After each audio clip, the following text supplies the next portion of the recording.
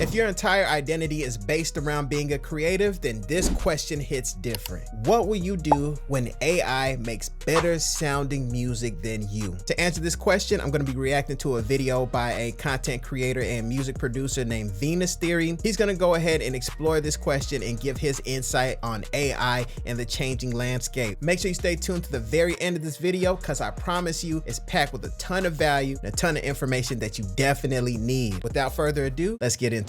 As a creator with a public presence on the internet, I get a lot of emails, and usually it's questions about music or something I've shared, or what is that cool glowy blobby thing on your desk. But in the last couple years, I have noticed an exponential rise in a very specific email. It goes something like this: "Hello Venus, I'm a musician or artist or whatever. I've been doing this for some number of years, blah blah blah blah blah.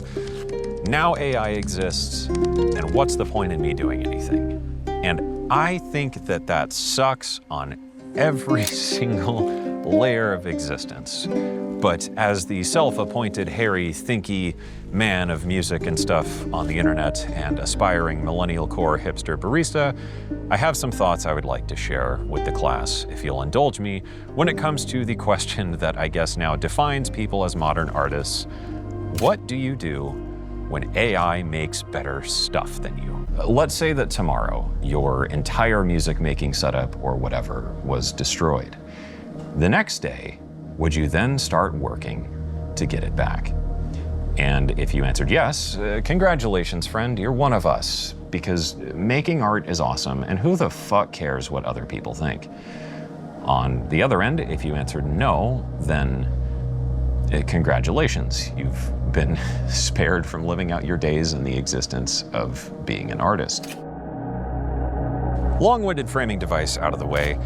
One of the things philosophy teaches us is that many of the big questions in life are too hard to answer because they're just too big. Something like, what is the point in making art when AI exists, is a little bit broad. That was an interesting hypothetical, even scary to think about, because we do start to attach sentimental value to some of our music equipment. Popular producer out here, Sunny Digital, his studio did recently got robbed for some of the equipment and things of that nature. And that's a pain that I really can't really even fathom. That's a very easy question for me to answer, what I would do.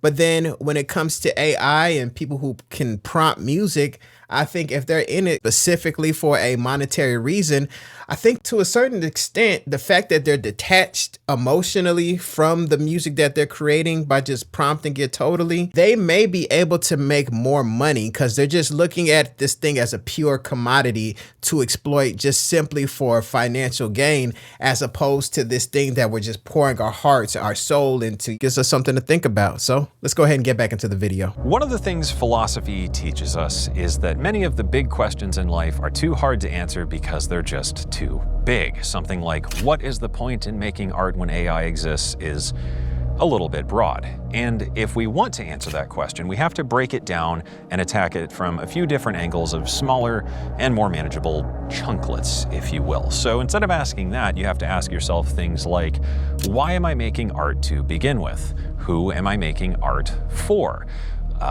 Does my art need to exist publicly, would be a good one. And if it does, what am I looking for in doing that? Is it success? And if it is success, what does success actually look like to me as an artist? Those are some great questions there, and that just prompted a thought in me. And I just wanted to jump in here really quickly. The point of making art, even though AI exists, is because one is a type of expression, is a way for you to get off your emotions, get off your feelings, just create this thing, this piece of art that you can be proud of. But also it's the learning process. It's the learning how to be creative. It's the making the mistakes. It's the finding the mentors. It's the creation of a relationship between you and other creatives. It's the sharing of favorite albums and favorite mixes. I think that's a bigger why to create art, specifically when we're talking about music.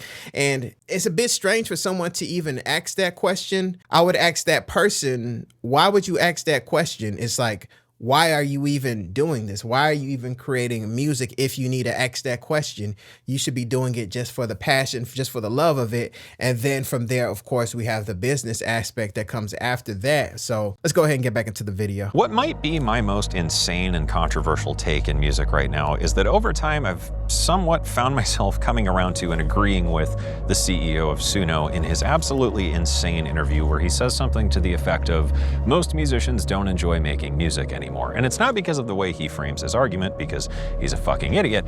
It's more that by seeing these questions and emails I've been getting more and more and more over time, it's the foundation of what these questions are wrapped around, in that it's not that people want to make art for art's sake a lot of the time. They only want to make it for the validation they'll receive for having made it. And I think it's because of this social media epoch we find ourselves in. And that isn't without foundation. I think it's because we as humans, want to exist within our tribe and feel like we're a valued member, both for social points and sometimes our economic use to the collective, because we don't want to be exiled to the weird cave off Route 18 with Jerry the Gooner and his harem of My Little Pony fleshlights. I think the real problem facing most artists who are in this for the wrong reason is that they have to confront that this path towards validation has now become even more muddled than ever.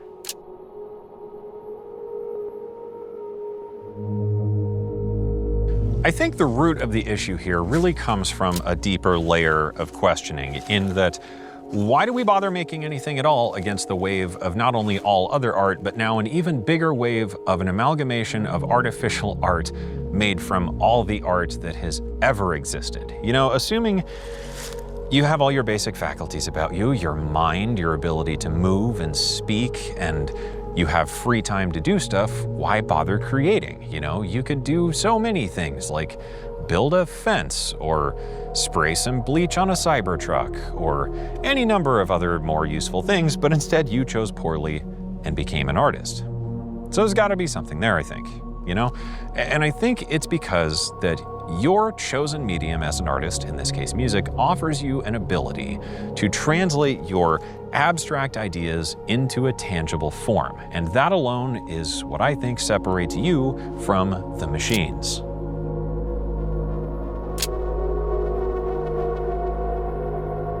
But you might be saying that, of course, not all of us are destined to spawn an entirely new genre of music and that originality is dead. And yeah, I'd agree with that.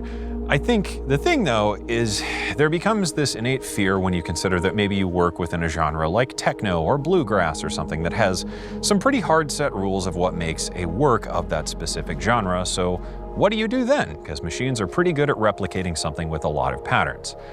I think the truth here, and I guess the solution, is pretty simple. You just can't outsource your own mind should you choose to use it.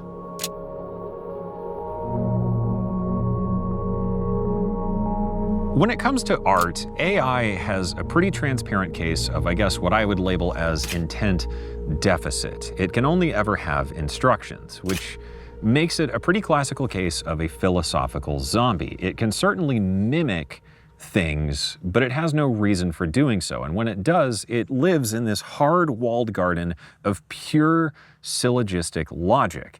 If you ask it to make a country song, it knows that a country song is full of fiddles and some asshole whining about how hard it is to be so goddamn country, and that's exactly what it'll give you.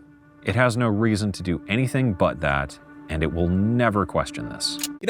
That's a pretty deep topic there, because it gets into the bigger context on why we create music. I can tell AI or program some type of AI program to write this type of song or write this type of melody and spit back something that sounds good, but this might sound kind of deep, but there's not like a why behind the AI's existence. why are you? I can say, what are you, AI? And then AI can spit it out. What's the point of your existence, AI? Why? Why do you exist? And I think for humans, we can easily, or at least hopefully, you can easily answer that question. Why are you? Why do you exist? We want to keep it on music, but I think that is something that I needed to touch on there really quickly. But let's go ahead and get back into this video. Fact of the matter is, you're never going to get a country song with a random and completely unnecessary dubstep drop in the middle of it without a human in the driver's seat, even if it is just a human prompting an AI to do that. The AI would never make that on its own because it already knows what a country song is shaped like, and it's just going to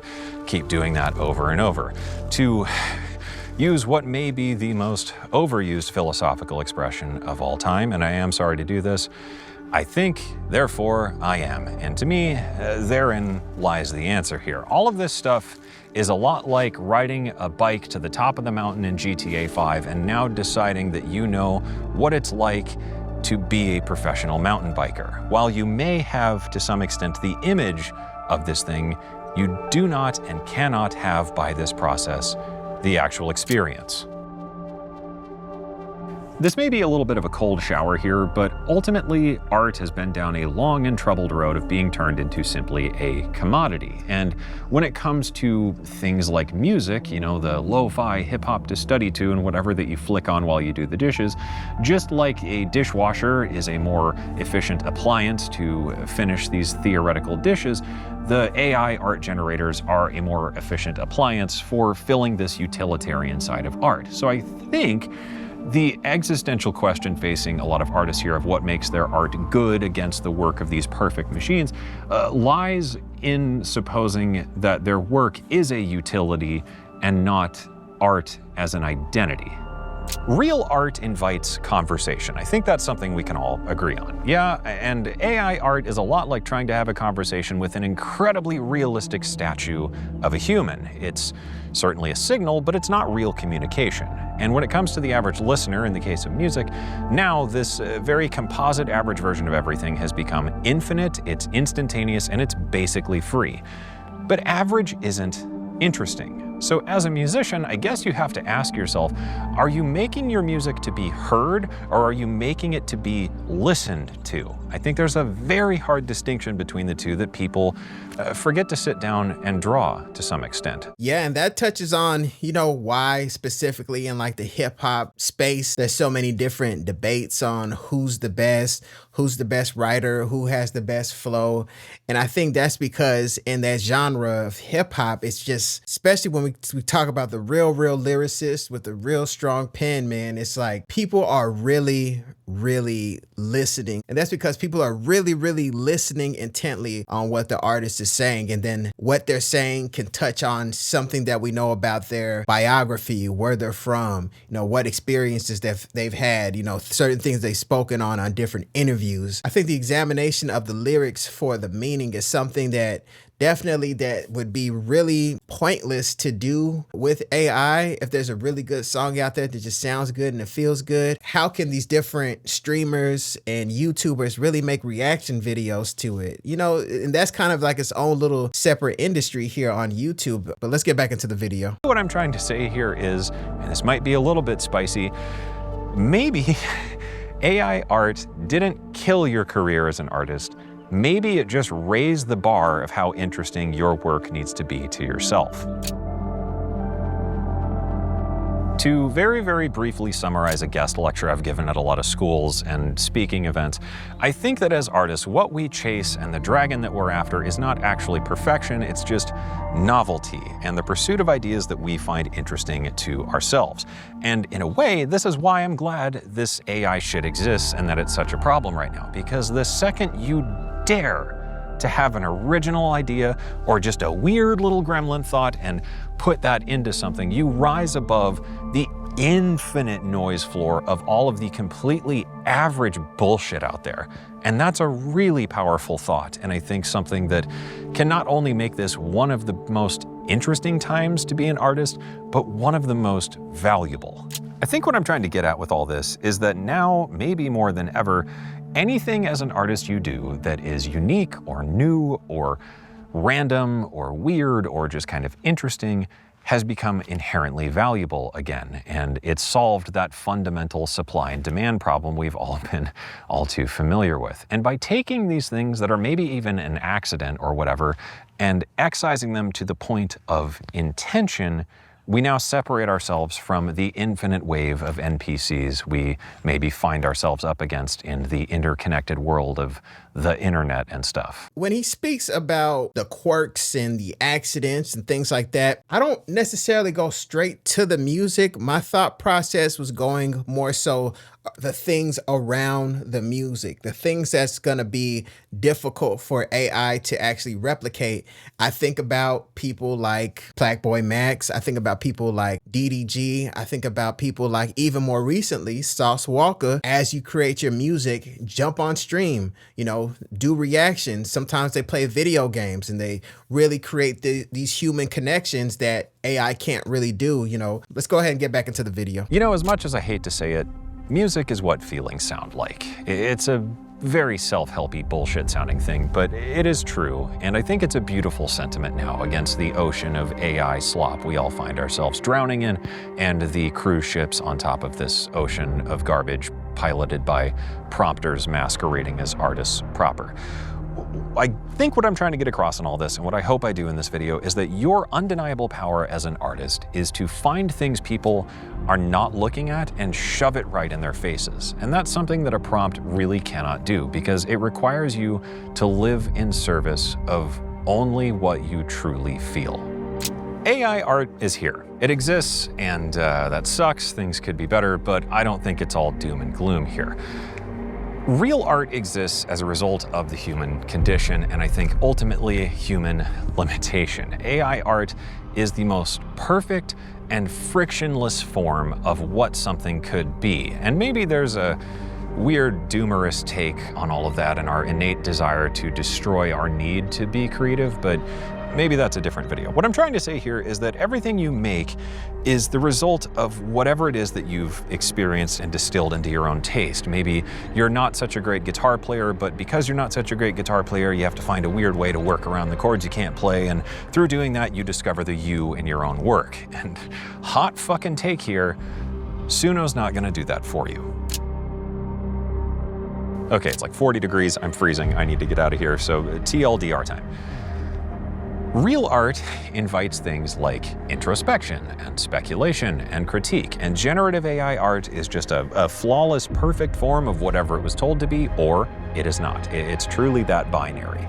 Real art is a Rorschach test of the soul, if you will, in that you get out of it whatever it is you want to get out of it. And sometimes it's nothing at all because it's just not that good. And yeah, that's pretty fair.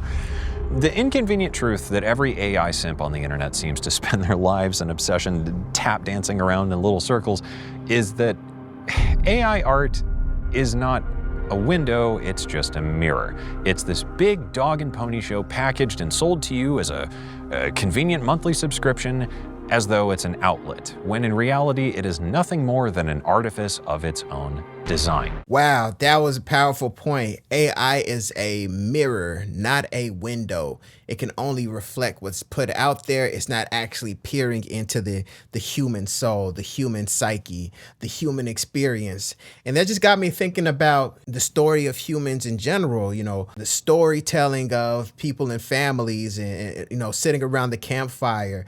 And I think that element is just something that AI cannot create at all. So I definitely want us to tap into that as music creators. Once again, just putting out fire music, putting out a fire music video is cool, but man, you have to find a way to tell stories. I would say we need to look at the other things in the packaging for music consumption. It's not just the music itself, it's the content creation and the storytelling around it. So let's go ahead and get back into the video. Generative AI art, hot take here incoming, cannot, will not, and won't ever fucking be anything more than an output. It is not actual human expression. The end. I guess what I'm saying here is, what I learned in boating school is that the machine doesn't care. It knows exactly what art is. It has no reason and no ability to question what it could be. End of story. All right, that final point sounded good in theory from some of the different podcasts that I've heard from AI experts. I would say that let's not underestimate how powerful AI can become over time. There's been situations where AI tries to protect itself from being disconnected. There's been situations where AI develop its own modes of communication. So I would say I definitely hear where he's coming from, but I would say let's not underestimate AI's ability to define things for itself. I understand it's dealing with the outputs, is dealing with the information that we give it. Let's not underestimate its ability to think on its own. All right, so that's a great video, guys. What do you think? Is AI going to be able to make music as good as you? What are some of the strategies you feel that music producers, songwriters, graphic designers, everyone out there can do to brand themselves and make sure that they're able to survive the wave of AI creative? Let me know what you think in the comments. I'll be glad to read it. We have to keep this conversation going. That way we're not taken by surprise. I hope you enjoyed this video. If you did, make sure you hit like and subscribe. My name is Desmond A, and I'll be back with more great videos. Peace.